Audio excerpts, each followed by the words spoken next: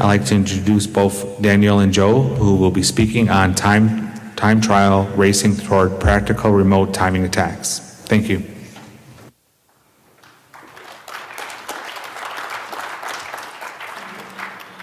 Good afternoon. Thanks for cutting your lunch break short to make it back on to our talk on time.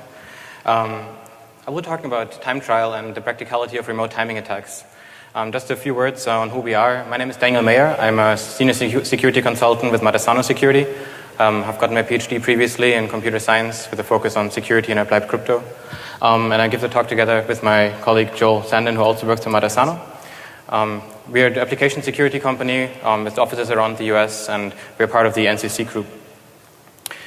Brief overview of what we will be talking about. We start out by giving you an introduction on timing side channels, what those are, how they come about, and then go into the challenges you face when you try to explode those remotely and things which you may need to take into consideration and which make it much harder in order to exploit these kind of things.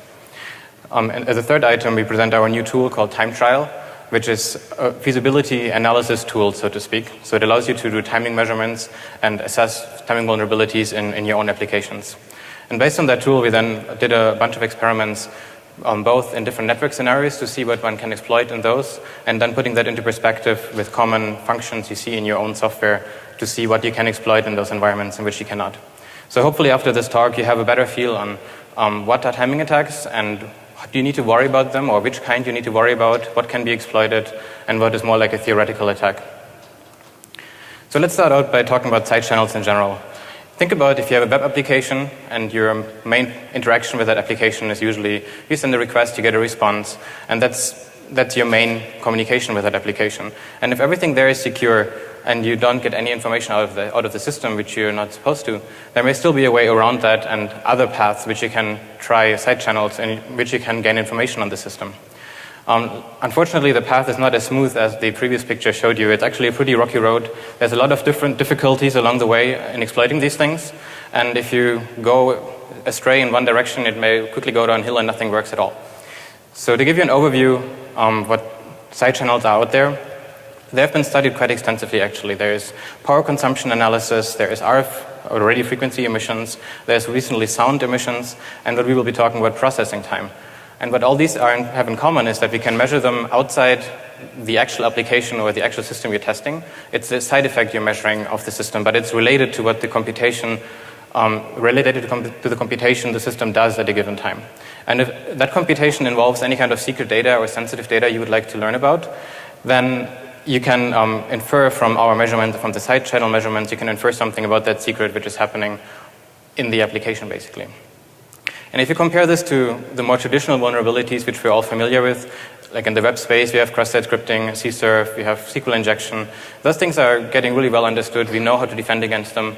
Developers are getting better at not introducing them anymore, and frameworks are helping a lot to make it much harder for them to be introduced in your software. But if you look at side channels, they're less well understood. And people are introducing them very innocently using regular operators in your language. And it's very hard to test for them. And even if you find them, you don't really know, are these exploitable? Are these issues real? Or are they just theoretical issues which your pen tester reported to you, for example? So we will be talking about the timing side channels specifically. And what we do here is we measure response times from a system, and we try to reason about the computation that happened based on the response time. So if you send a certain message to a system, it may take longer to compute than if you send it a different message. And we can measure those timing differences, and we can try to infer things which happened in the system at the same time. For instance, if a sensitive credential is being used and involved in the computation, we may be able to infer that. Or if certain branching is happening in the application based on secret system state which you'd want to keep private, we can deduce that potentially. But the main question here is, in principle, those things are exploitable remotely because we measure time over the internet by using the application. But can these really be exploited? And that's kind of the question we hope to shed some more light on in our talk. So let's dig a little bit deeper into side channels. This is a very simple example for a basic side channel in Ruby. What this application does, it takes a username and a password, and it takes the username first, and it verifies if the username exists. And if it does not exist, it will reject at this point and will say username or password is incorrect. Only if the username is correct, it will actually check the password and go in the next step And if the password is incorrect, it will reject it with the same error message. So from a system standpoint, from the outside, you don't see a behavior whatsoever. So you can't tell if there was a valid username submitted or not. But an attacker may be able to still distinguish these two cases based on the response time. So how would you attack this? The very basic idea here is you start your clock, the attacker starts their internal clock, and then sends a request to the server, sends it a username and a password. The system will first verify if the user is valid, and then return in the first step there, where we have the time t0. I'll try to get this done. And in the other case, it will actually go ahead and verify the password, and if that one is incorrect, it will reject here. So if we're able to distinguish the invalid user who responds at this point and the valid one down here, then we're in game and we can actually learn something about the system, in this case just the rather boring whether a username exists. But the point here is we have to be able to distinguish two different response times, and it's not about measuring the actual time which is executing on the system. So there's been a lot of prior work, so we're obviously not the first people looking at this. This started out in the crypto community, where people tried to look at implementations of cryptographic algorithms and tried to make those constant time that you cannot learn something about keys. And that went into remote attacks by Bromley and Bonnet for an OpenSSL implementation where they could recover keys remotely, actually. And then more recently, there have been really excellent empirical studies, starting with Crosby's study, which they analyzed how different networks behave, and that's actually something which we based our work heavily on.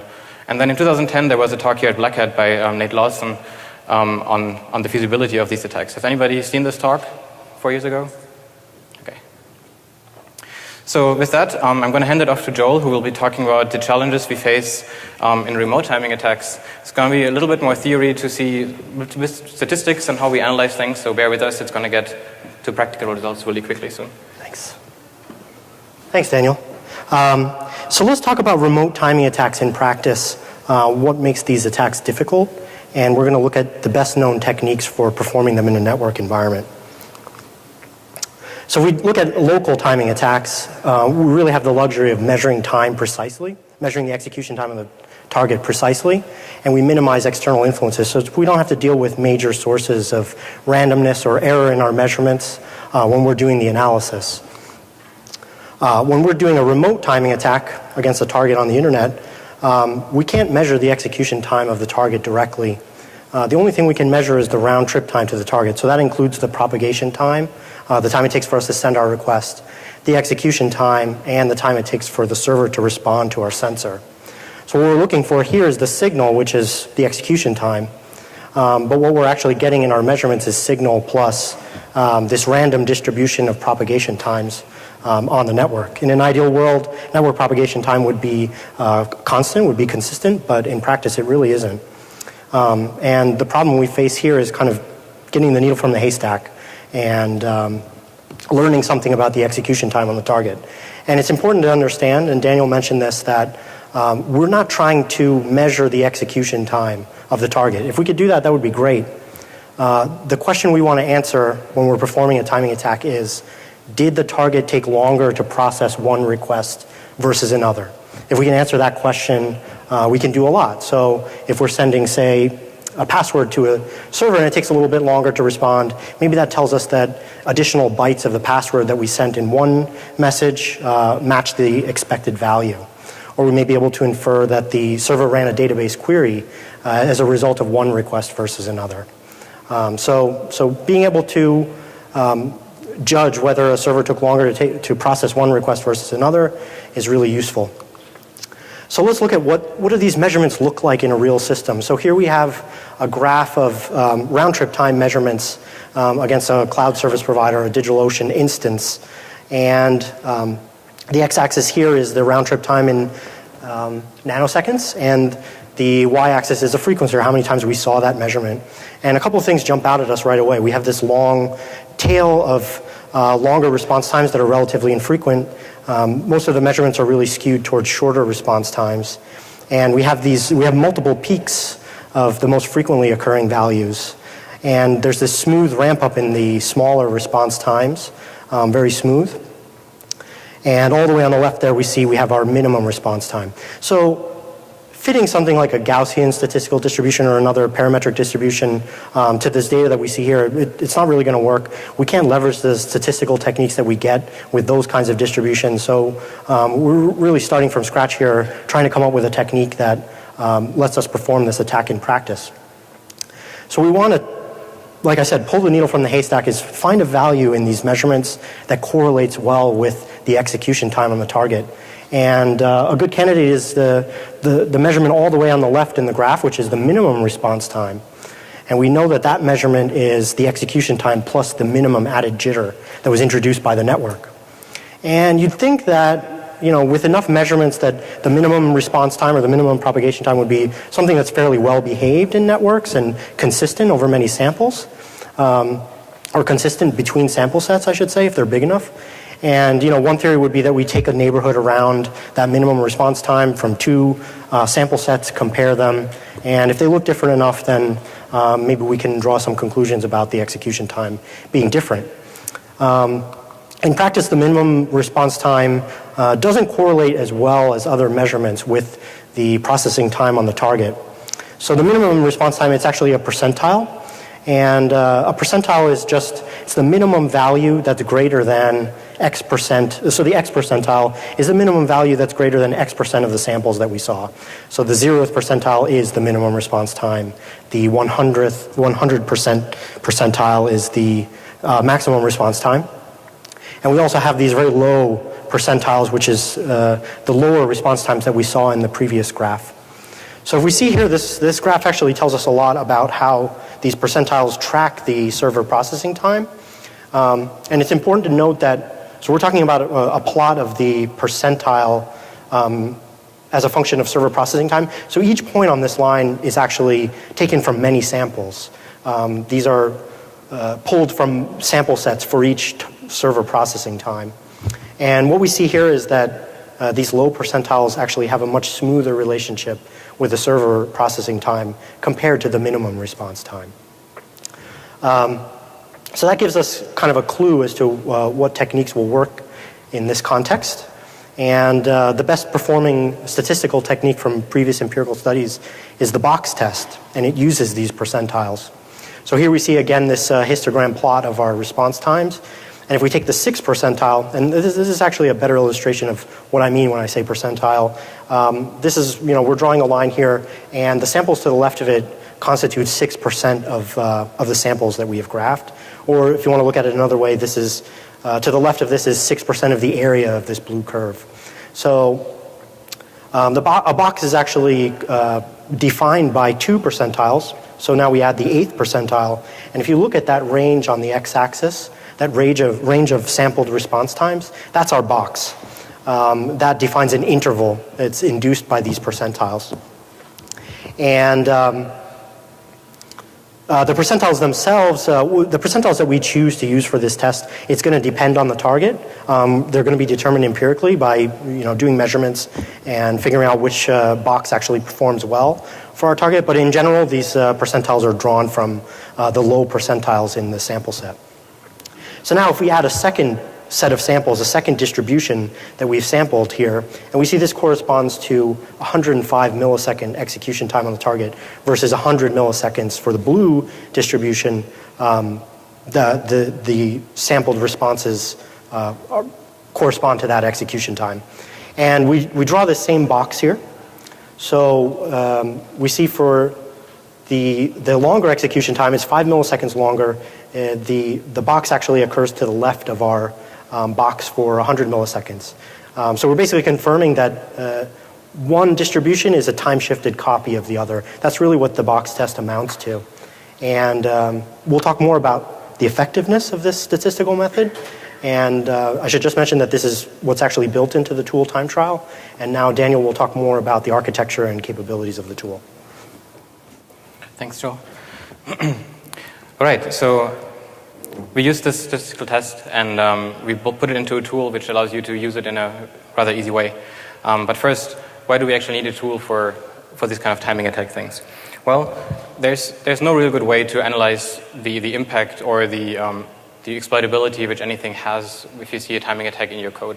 At the moment, you say, well, theoretically, this is a timing attack, and maybe you just go ahead and fix it anyways just to be safe, but you don't really know if this is exploitable or if it should be maybe lower on your priority list if you have other things which you might want to worry about. So we hope that having a tool available will allow you to make an educated decision of this is a high risk, a no risk, or like a low risk situation for you when you have it in your software product.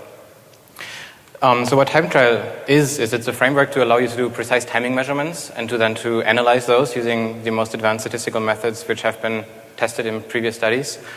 And it also allows you then to generate the visual proof of concept. So you can get these plots which we've seen before, and you can illustrate, okay, these are clearly distinct or these are not distinct, and you have some sort of indication on whether you should worry about such a timing attack or if you should not. What time trial is not at the moment is like a full exploit framework where you just put in an endpoint and say, hey, there's a timing attack, and you just get suddenly access to the service. So that's not the goal of this. The goal is to analyze if you actually have an issue, and if you wanted to go ahead and then use that knowledge to build an actual attack, you can of course do that, and you can use our tests to guide you in this. So when we looked at this, the main goal was to get precise measurements, and the best way we thought about doing that is going really low level and using C++, because we have access to the most precise timers on most computers these days. But at the same time, we wanted to have a nice front end for it so that you actually can use it and that you don't have to run command line utilities only, but you actually have plots and graphs and things like that. So we put a Qt GUI on a Python application. And both of those are communicating via a Redis queue. And the idea here is that we can take the sensor, which we call the racer, in analogy to the time trial thing, we dump that racer anywhere we want. So we can put the racer in EC2 if you want to attack somebody in EC2 and be close to that target, or we can put it on our network, or you can run it anywhere you would like. But you can still have the GUI application and control everything from your desktop. So the idea is you start an experiment from the GUI, it pushes it in the queue, the sensor executes all the experiments, sends the data back, and then you have your GUI where you get the results, you can plot them, analyze them, and make your decisions about it. One thing we thought about when trying to decide how to do precise measurements was not just using regular C++, but what about if you're using dedicated hardware? Because we cut out our noise all the way. We go down to the hardware level, and we were thinking about using network interface which has hardware timestamping, like IDS systems oftentimes use this, or we're using FPGA which has a network interface to do in hardware timestamping. But in the end, we just decided that Linux is actually the most useful thing because we can customize it and we can run it anywhere. So we can go to Amazon EC2 and we can rent a cloud instance there, and we can install our software and run it there, but we cannot ship them a network interface and say, hey, can you please install this for us because you would like to attack some of your people there. So in the end, we just ended up using a MacBook Pro for most of our measurements. But we did some optimizations to this. So we first of all, the timing measurements we are doing is with a nanosecond timer using a monotonic clock, which is available on most Linuxes these days. But we also try to isolate our sensor process as much as possible from the operating system. So we isolated one CPU core that is not being used by any other process and not by the Linux kernel itself. And then we assigned our process to that particular core. So then it runs there with high priority and it's not getting preempted by anything else while the measurements are running. We also disabled frequency scaling just to be on the safe side that we don't get any artifacts because of that. So with that, let me give you a brief demo on what you can do with our tool at the moment. Going to switch this to mirror.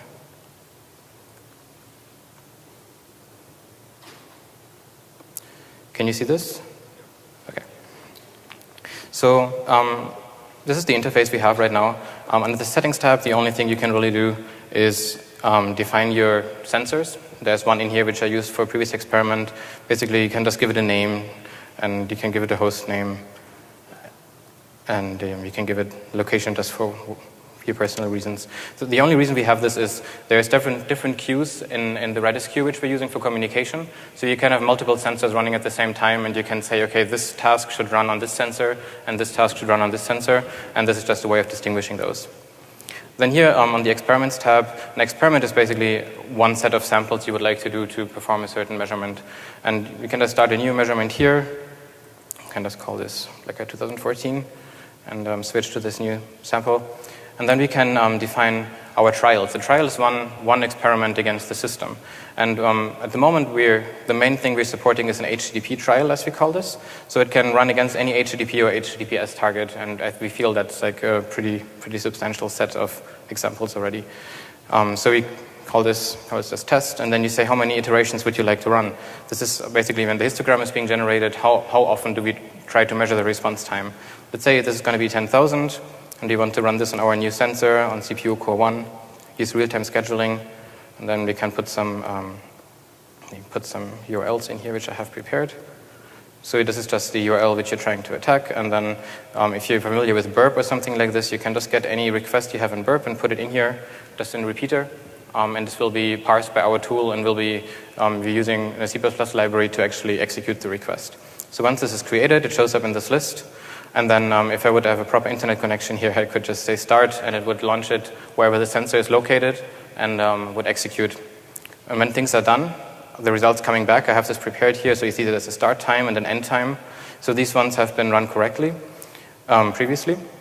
And there's the two cases. I ran a trial against a system which was having a valid username and an invalid username. And in the case it was a valid username, it would do one additional SHA-256 hash afterwards. And then as you will see, if I plot this, so this is the correct username should take longer because it does the password hashing. So I can say this is the longer trial for my experiment. And this one is the shorter one. And then I can move over to my feasibility analysis, and I see that there is the plot for the two distributions. And you can probably already see that the blue one is further to the left than the other one. It gets a bit more clearer if I add some bins for this. So the distributions are clearly separated. And if I then use the box test up here, and I say I want to have boxes between 6 and 8%, and plot this, I'm going to get these two bars, and I also get like an immediate indication that these distributions are distinct and that there has been a measurable timing difference in that case.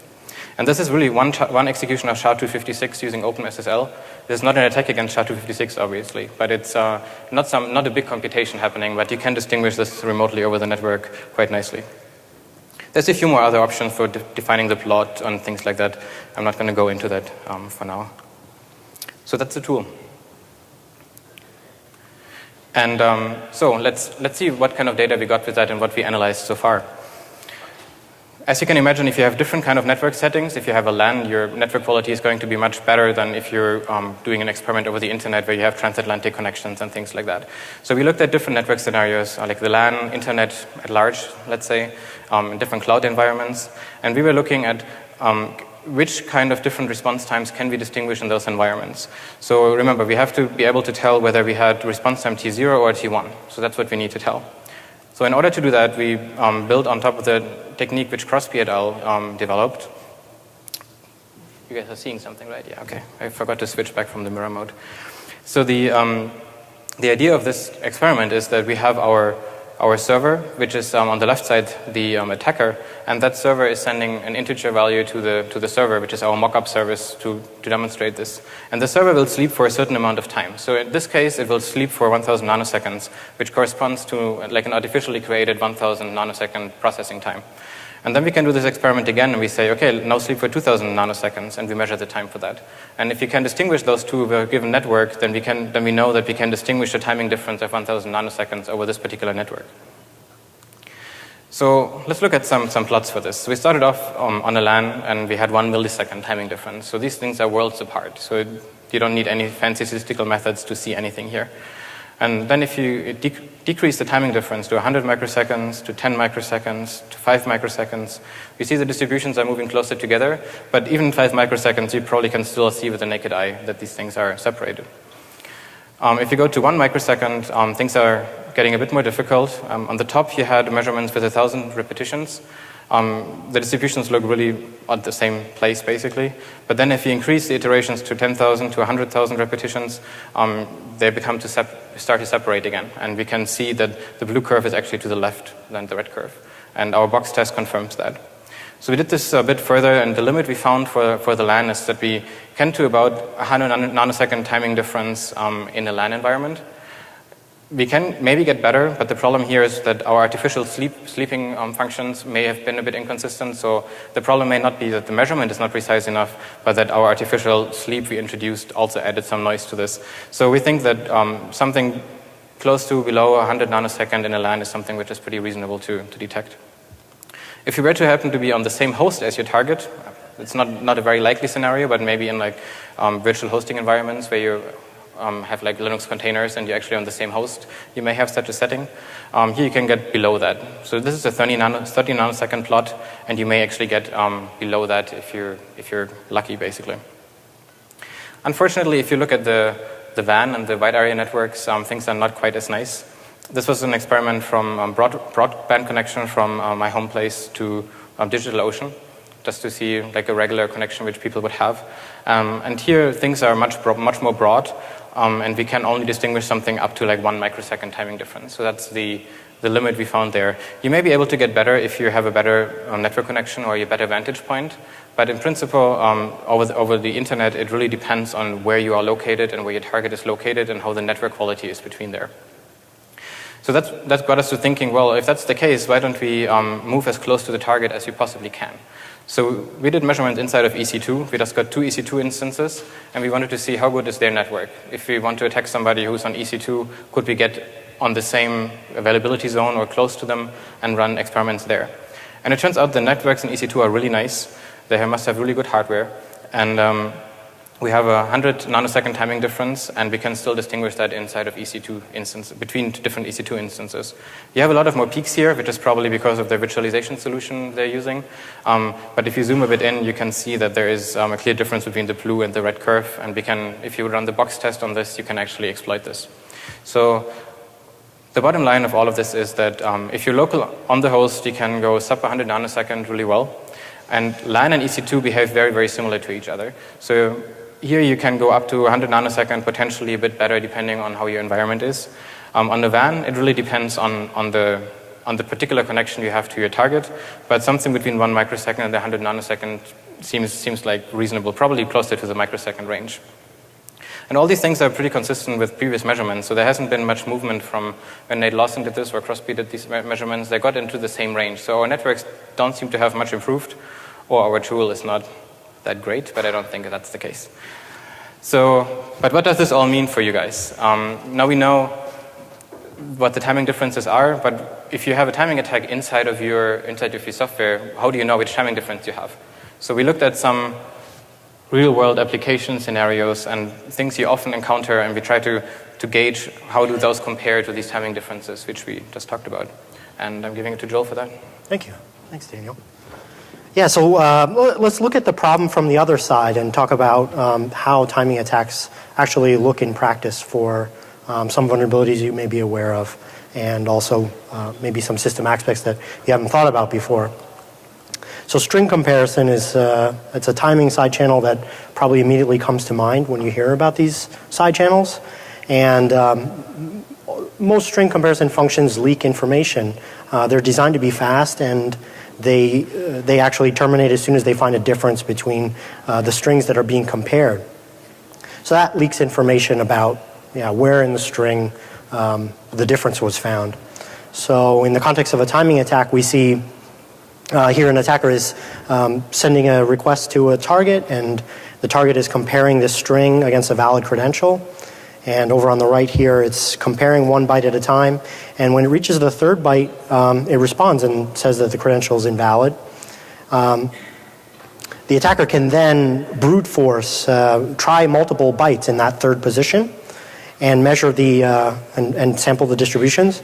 And if the attacker finds the next correct byte, they'll actually see a difference in the response time distributions. That's how it works in theory. But in practice, there's a lot of roadblocks along the way. So these kind of vulnerabilities are really easy for developers to introduce. They're introduced whenever attacker-controlled data is being compared to some secret information. And you see them all over the place. If you're looking at code bases and developers are handling computing HMACs, for example, let's say you have a web API and the request includes an HMAC to authenticate it. The server actually computes the HMAC and then compares the HMAC that they got in the request with the one that they computed. If that's done using a regular comparison, equals or what have you, then you have a timing side channel. Web API keys is another common place where developers compare these things insecurely. So they have a web API key in memory that they expect for the client they're getting the request from, and they go ahead and compare it using a regular comparison. OAuth tokens, they can be implemented using HMAX, or they can be opaque values like web API keys, and the same issues come into play. Web micro frameworks that have these middlewares to do things like authentication. A lot of times you'll see when they're handling passwords, first of all, they're not storing the password insecurely, but they're also doing a naive comparison between the password they get and the password that they're expecting. So all these things, it's very common for developers to introduce these side channels. And at the end of the day, a side channel, it is a concern. It leaks information, but it's a separate question to ask when you say, okay, so can we exploit this remotely? And before we go to the next slide, so the two things we really want to know here, that we want to understand, is how much time is introduced by one additional byte comparison for common programming languages. That's really important because that's the bump that you're going to see when that comparison actually matches one additional byte. So that's a really important benchmark when we talk about feasibility of attacks against these string comparison functions. And the other assumption that a lot of people make, and it's often unstated, is that the comparison function is naive, that it will return when the first non-matching byte is found. And Nate Lawson pointed this out a long time ago, is modern operating systems, modern CPUs, they actually allow you to compare entire words at a time atomically. And it's up to the platform to actually take advantage of this, but more and more systems actually do take advantage of this. So one thing we looked at is Java. So we ran benchmarks for comparison in Java. Java's been a target of timing attacks. In the past, it's slower than C, Python, and Ruby, and so on. So it's interesting to look at Java and see what does the performance look like in 2014. So if we look at string comparison in Java, and here we have on the x-axis, we're comparing two strings and the first non-matching index, the first non-matching byte, that's the x-axis. And the y-axis is the execution time, the total execution time of the comparison. And we don't see a smooth increasing line here. We don't see a smooth, we don't see this smoothly tracking the index itself. What we actually see is this staircase graph, and the jumps are happening once you go past a word boundary. So what's happening here is Java, the Java virtual machine, this was tested with Java 8 on a Intel CPU. It's actually comparing an entire word at a time. And when it exits, it's exiting at the same amount, it's exiting at the same time, regardless of which actual byte matched. So it is leaking information. When we see those bumps on those word boundaries, that leaks information. That tells us that an additional word matched. The problem is that words are really big. We're not talking about bytes anymore. Here in this case, an attacker would have to guess the entire word correctly in order to get the feedback from the timing to be able to infer that their guess was actually correct. And that's just too big of a space too big of a search space to really perform this attack in practice. But we haven't even talked about micro benchmarks. We'll get to that. But we can look at performance on a lower end CPU. So this is a 1 gigahertz ARM 32-bit CPU, Cortex A8. And we ran the same benchmark. This is with Java 8 for ARM. And what we see here is it is using a naive string comparison function.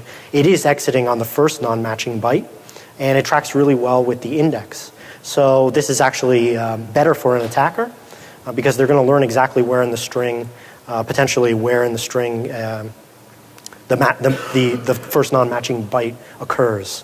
But we also have to talk about the difference that one additional byte comparison introduces for the platform that we're looking at. And so we want to perform micro benchmarks. And here we're not benchmarking the whole system. We're trying to isolate and measure one basic operation in the system. And we tried to look at byte comparison. So Nate Lawson and Taylor, they did these measurements in 2010 for a 64-bit CPU. And for C, Ruby, and Python, let's just look at those for now. The numbers are daunting. We're looking at sub-nanosecond. These measurements are in nanoseconds. We're looking at sub-nanosecond numbers here. So performing this attack over a network where we have 100 nanosecond resolution, or let's say we improve the tool and we get to 50 nanosecond resolution, we're still way off on actually being able to perform this attack against these comparisons. If we look at the i5, these are the benchmarks that we ran. First of all, the numbers are pretty strikingly lower, but I should also mention that these are no longer per byte values. Now we're talking about the microbenchmark for the word comparison. So these numbers, this looks like we're doing 2 word comparisons per clock cycle, which is not hard to imagine. The other side of it is when you're writing these microbenchmarks and you're trying to isolate this operation, the compiler, the CPU, and the operating system, they're doing everything they can to run this benchmark as quickly as possible. So I think for C, Ruby, and Python, the truth is somewhere in the middle. We were already looking at really difficult numbers in 2010, and they've just gotten worse. In Java, we see this is a friendlier number, perhaps. It's 7 nanoseconds. But again, this is for an entire word. So not only do you have to guess an entire word when you're performing this attack, you're only getting a bump of 7 nanoseconds. So I think we can pretty safely say that these attacks are just infeasible for modern hardware. If we look at the 1 gigahertz 32-bit CPU, the story is a little bit different. Python, Ruby, and C perform quite well.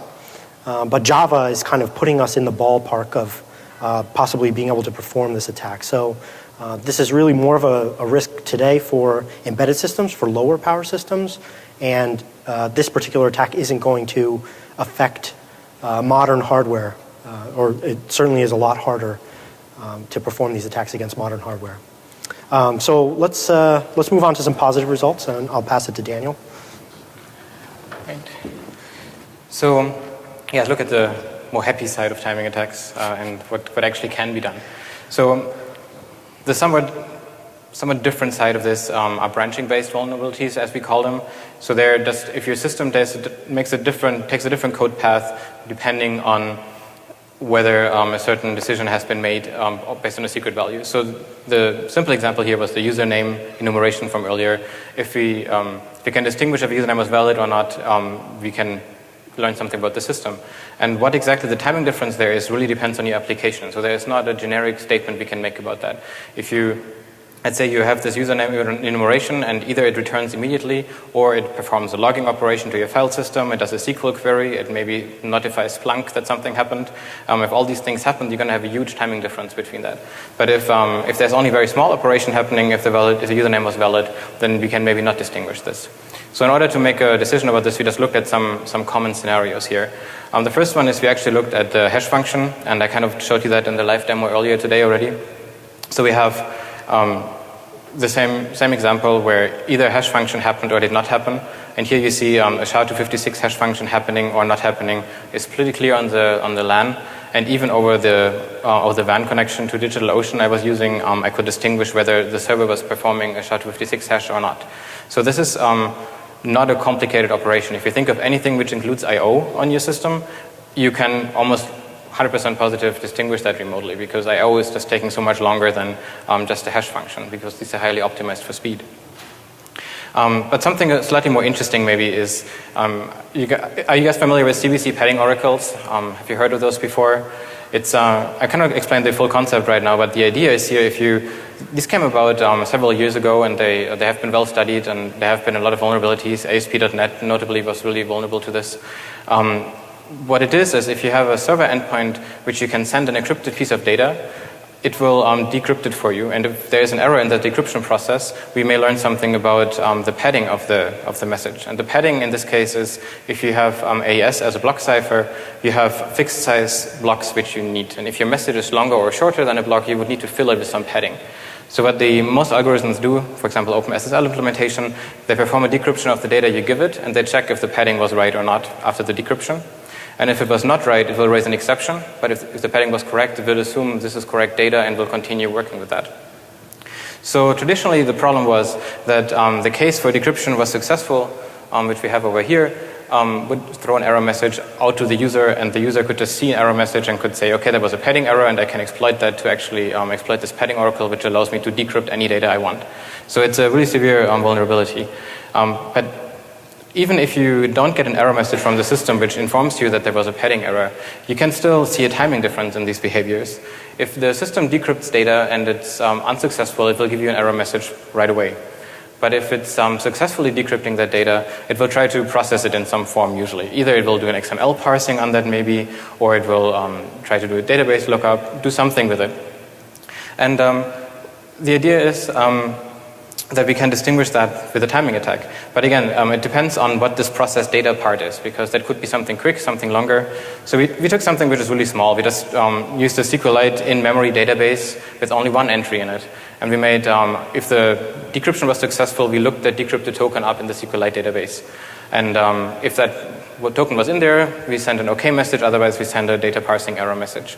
So as you can see here, you can easily distinguish that on the LAN. This is just one SQLite query on like a really small table in an in-memory database. So it's definitely possible to exploit those things. So in order to show you that this is actually possible to run this, I have a small demo about this. And we try to make this Hollywood style. It's going to decrypt byte by byte like you see it in the movies. So here we have, pre-recorded that. On the left side we have the server, which is running a Ruby server. On the right side is our padding Oracle attack thing. And it's just running requests against the server, going through each byte, and for each byte trying all possible combinations and trying to find the byte which is actually inducing a longer timing response. And when it has a longer response, it knows the server tried to process that particular piece of data, and it knows that the value it found is the right one for the decryption. And then byte by byte, we can just go through this entire block of data, and we recover a word at a time. I mean, not a word, like a character at a time in this case. So this, in this case, I just made it a bit easier for myself and had a somewhat longer timing difference that I could run it that fast. But for each of these characters, usually an attacker would just make like maybe 100 requests, take the distribution of that, run the statistical analysis I just showed you before, and can then say, okay, this one took longer than all the other ones beforehand, and knows it found the right byte. So this should just show you that branching-based things are not only the boring user enumeration which I showed you before, but there is actually real vulnerabilities which you can exploit through that. And that's the problem. So what is the takeaway of all of this? Well, the computing performance continues to improve. I guess we're not really surprised by that. But what we've seen before is that the timing differences for string comparisons get faster, that most CPUs are taking advantage of doing full word comparisons, and so everything is getting more efficient and much harder for an attacker to actually see one-byte differences. We may need to brute force a full 64 bits, which is infeasible today at least. But on the other hand, we see that these branching-based vulnerabilities are often feasible. So there's a good way of having these vulnerabilities in your applications, and it really depends on where they are to determine if there's any risk for you. And especially lower-end systems, like embedded systems, are at greater risk of this. We have seen, Joel has talked about Java and ARM as a quite feasible target. And we actually looked at an Arduino, which only runs with 16 megahertz. And there you can actually do string comparison timing attacks on the Arduino because it just takes so long to do one additional comparison. So that's actually something, it's just like 0.5 microseconds, I believe, for one string comparison. So what can you do? Well, the first thing, easy thing to say is, well, just make sure everything takes constant time, which involves sensitive data, right? But even the crypto community has tried to do that for a long time, and they needed multiple iterations for this in order to get it right, and it's really difficult to figure this out. So you have to look at your code and focus on the branching side channel things. If there is something like that, like the CPC padding Oracle, things like that are something to look for. You might still want to use constant time comparison functions. There clearly is a timing leak there. It's most likely not exploitable from remote, but people may be able to get better vantage points closer to your system. They may be able to tap wires directly. There is all kind of possibilities you can think of. So best practice would be just use a constant time comparison function for strings. They're in most frameworks these days, and we have examples in our white paper which can give you some guidance on what to use there. And then monitor your environment. Make sure if you see somebody doing like 100,000 requests, like what you would maybe need to do for such a timing attack, make sure you have something in place that notices that and that you can respond and maybe block out that client if it's misbehaving. So future plans for us are doing some more empirical studies. We're a bit interested in database queries and see if we can learn something about the database structure by observing response times, and maybe implement some more feasible attacks, things like the RSA padding Oracle, which is more a crypto-related thing, or anything else which may be actually feasible in practice. The other thing we noticed towards the end of our study basically was that since jitter changes over time, if you ever looked at network graphs, they change over time. It depends on use of people. The routing may change along the way. So what we did for our measurements so far was we always did all the short measurements first and then all the long measurements afterwards. But this may take several minutes, or for really long runs it could take an hour or more. So the network topology, or not topology, but the distribution of the quality may change over time. So what we might want to do is interleave our measurements. So do first one short measurement, then one long measurement, then one short, one long, and have them, so that way both measurements see a much closer quality of the network during the experiment, and then we may be getting a much better resolution for our timing attacks. So that's something which we're going to do in the near future. So with that, the code for this is actually open source. It's up on GitHub. It should be public right now. We also have an updated updated white paper on our research page on our website. And yeah, I'm opening it up for any questions you have.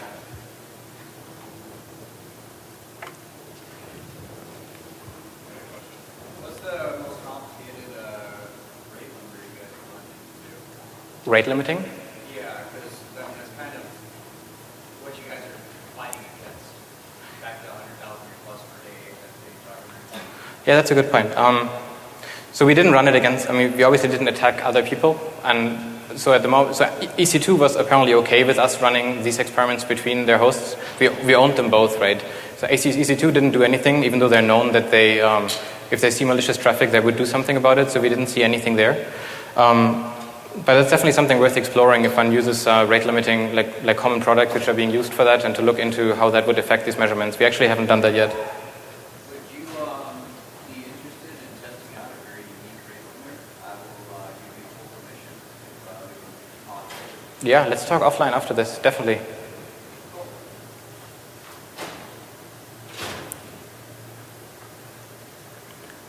Any other questions?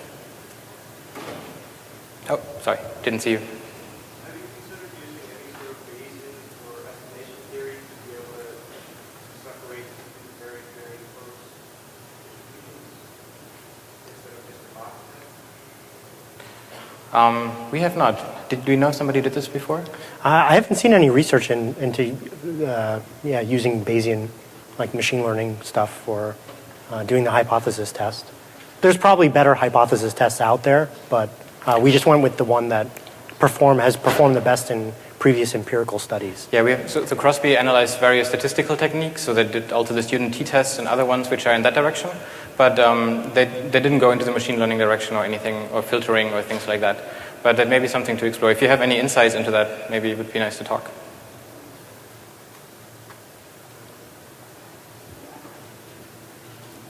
I don't see any other hands. Right, go ahead. It seems that this emitter depends on a huge number of attacks. That is really